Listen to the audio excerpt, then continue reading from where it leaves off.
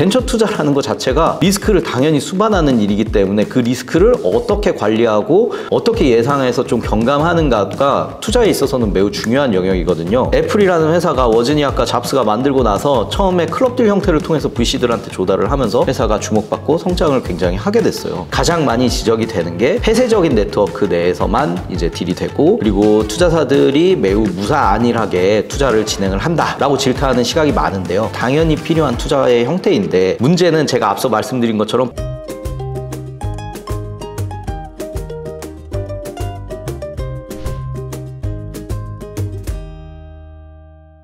안녕하세요. 전석철의 유니콘의 VC 전석철입니다. 제가 일전부터 지금 좀 쭉 하고 있는 게, 제가 이제 투자를 하면서 벤처 캐피털리스트로서의 이제 뭐 소회도 말씀드리고, 제가 생각하기에 몇 가지 요거는 의미가 있다라고 하는 부분에 대해서 약간의 이제 인사이트라고 해가지고 좀 공유도 드리고 하는데, 오늘은 또 약간 그 두 가지가 다 좀 결합해서 하나 말씀드리고 싶었던 게 있어서 오늘 카메라를 켜고 이런 콘텐츠를 준비하게 되었습니다. 이야기하고 싶었던 주제는 이겁니다. 그동안 많은 매체나 아니면은 뭐 이렇게 관계자들, 그리고 생태계에 있는 분들 입을 통해서 이제 악습처럼 이야기 나오는 게, VC가 클럽딜로 투자를 하는 게 매우 문제다라고 하는 이야기들이 많이 있었습니다. 그러면 그 클럽딜은 무엇이냐라고 봤을 때, 어떤 투자건이 있을 때 투자건에서 이제 보다 더 그 조달 자금의 많은 부분을 차지하고 보다 더 중심적인 역할을 하는 리드 투자사가 있고, 그 리드 투자사와 결이 맞는 회사들이 생각을 같이 하면서 투자를 하는 그런 형태의 딜을 의미하는 게 클럽딜이라고 할 수 있겠습니다. 그러면 이런 클럽딜이 왜 등장하게 되었는가에 대해서 말씀을 좀 드리겠는데요. 어쨌든 벤처 투자가 하이 리스크의 영역이기 때문에 당연히 이런 형태의 투자 방법이 등장했다라고 할 수 있겠습니다. 일전에 제가 클라이너 퍼킨스에서 제넨텍을 투자할 때 그 투자에 대해서 우려하는 시선에 답신으로 이렇게 말했다라고 하는 거를 다시 한번 좀 상기시켜 드리고 싶은데요. 그때 이렇게 얘기했어요. 클라이너 퍼킨스는 제넨텍 투자에 커다란 위험이 따른다는 사실을 정확하게 인지하고 있습니다. 그러나 우리가 하는 사업 자체가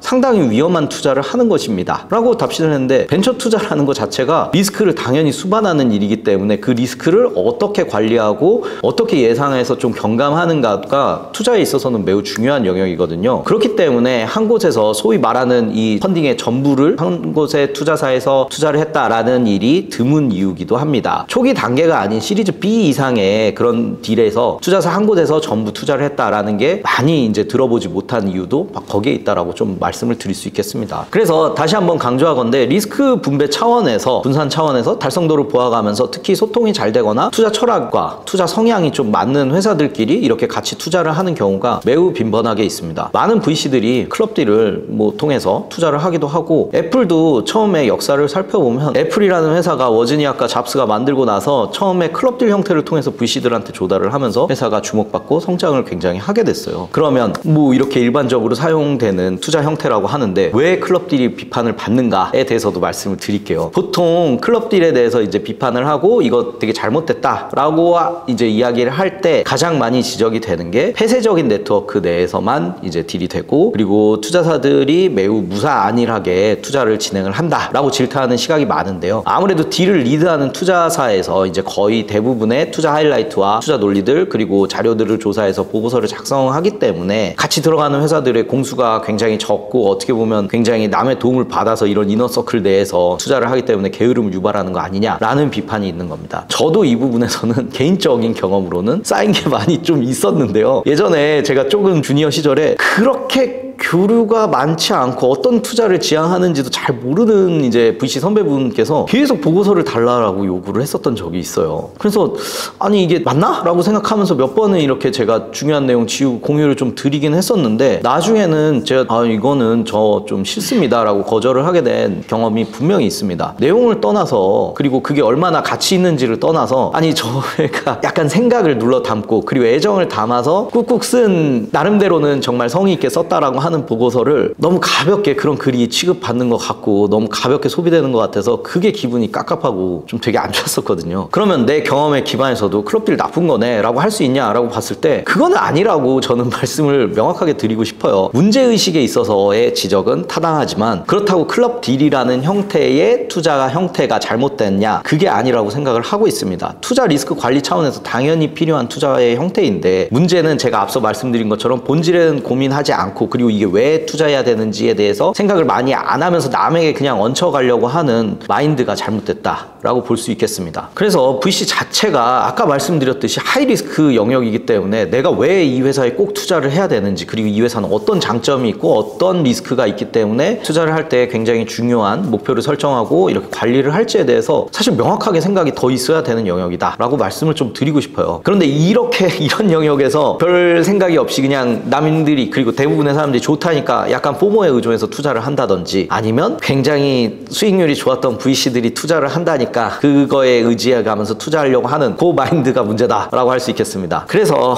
저는 이렇게 말씀드리고 싶어요. 이런 마인드를 지적해야지 그 클럽들의 형태에 대해서 지적하는 거는 완전히 들어맞는 건 아니다 라고 하고 싶어요. 그래서 마치 이제 아까 말씀드렸듯이 이게 클럽들이 악습이다라는 식의 이제 커뮤니케이션이 돌다 보니까 어떤 VC는 클럽들을 잘 하지 않으니까 굉장히 좋은 VC고 정의롭고, 어떤 VC는 자기들이 살펴봤는데 아니 이거 클럽들이 많이 끼었네, 여긴 되게 나쁜 곳이다, 이렇게 생각하는 문제의식은 잘못됐다라고 말씀드리고 싶었던 겁니다. 그래서 클럽들의 리드 투자자가 아닌 어떻게 보면 같이 이제 참여하는 투자자가 생각을 가지는 게 얼마나 중요하냐를 일깨우는 사례가 하나 있어요. 저 개인적으로도 굉장히 느꼈던 사례가 있어서 말씀을 좀 드리고 싶어요. 제가 예전에 리드하면서 투자했었던 라운드가 있었는데 굉장히 갈 길은 멀지만 앞으로의 미래에 중요한 역할을 할 회사라고 생각을 했었고, 그런 뭐 대표님과 팀원들이 있었고, 그 회사 자체가 이제 어떻게 자본을 조달한 다음에 만들어지는 그런 기대감을 굉장히 가지고 있었던 투자권과 회사가 있었는데, 그 라운드가 이제 진행이 거의 마무리될 때쯤, 그러니까 계약서에 이제 도장 찍기 직전에 갑자기 그 이제 투자하기로 했던 회사 중에서 한 곳에서 어떤 이슈를 제기하면서 난 이거를 그렇게 주목 안 했었는데 이거 너무 큰 이슈라서 못하겠다 라고 나왔었던 적이 있었어요. 그래서 굉장히 다들 당황을 했었는데 당연히 저도 당황을 하고, 이거는 좀 어떻게 보면은 굉장히 해명될 수 있는, 그리고 부차적인 문제다라고 생각했던 점에 있어서 생각이 달랐던 거예요. 그게 또 갑자기 또 그런 생각이 들으셨는지 그렇게 갑자기 이제 취소가 되면서 다른 투자자들도 다 동시에 아니 이건 조달하고자 하는 금액이 채워지지가 않은데 이거 어떻게 라운드를 진행을 할 수 있나, 그리고 급하게 그 부분에 있어서 굉장히 당황했었던 적이 있습니다. 그때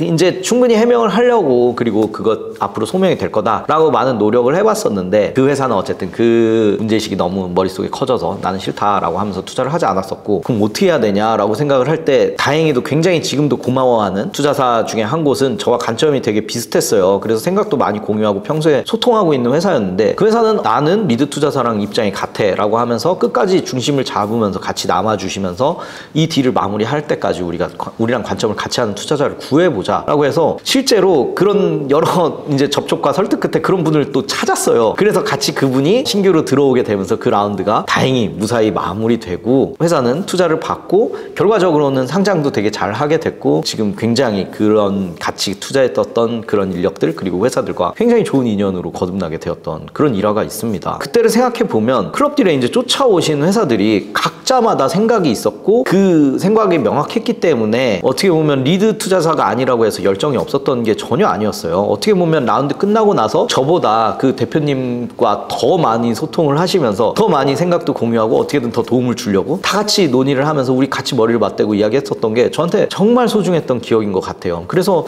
앞서 말씀드린 것처럼 상장을 해서 저희가 다 이제 엑시트를 한 상태임에도 불구하고 그 대표님과 그리고 같이 라운드에 들어갔던 투자사들과 지금도 정기적으로 만나면서 이야기를 하고, 우리가 서로 미래를 어떻게 그려나갈 것인지에 대해서 굉장히 건실한 관계로 거듭나게 돼서 저는 이런 자랑 아닌 자랑을 좀 하고 싶습니다. 그래서 어떤 관점과 생각을 명확하게 하고 투자하는지가 왜 중요한지를 좀 일깨워주는 사례가 아닌가라고 생각하고 있어요. 그리고 벤처 투자만이 아니라 다른 모든 투자 영역에서도 그러잖아요. 내가 왜 투자했는지를 알아야 되고, 그리고 내 기대치가 어떤 거였는데 결과가 뭐 좋았든지 아니면 기대랑 달랐던지 어떻게 됐다라는 게 있어야 그 다음에 배우는 게 있고, 그걸 통해서 어떻게 보면 실수를 했다면 실수를 더 안 할 수 있는 방법을 고안할 거고, 성공을 했다면 내가 왜 성공했는지 명확하게 알기 때문에 그 성공을 다시 재현하기 위해서 다시 좋은 투자를 방법을 고민하고 아이디어를 착수할 수 있다, 그 원천이 된다라고 자신 있게 말씀을 드릴 수 있겠어요. 그래서 말씀드리고 마무리를 하자면, 클럽딜은 벤처 투자의 한 형태이고 그저 도구일 뿐이다 라고 말씀을 드릴 수 있겠습니다. 도구 그 자체의 선악의 그런 뭐 개념을 부여할 필요는 전혀 없고, 그 도구를 쓰는 VC가 어떤 생각을 가지고 마인드를 가지고 있는지가 더 중요하기 때문에, 어떤 생각을 가지고 어떤 공감을 가지고 어떤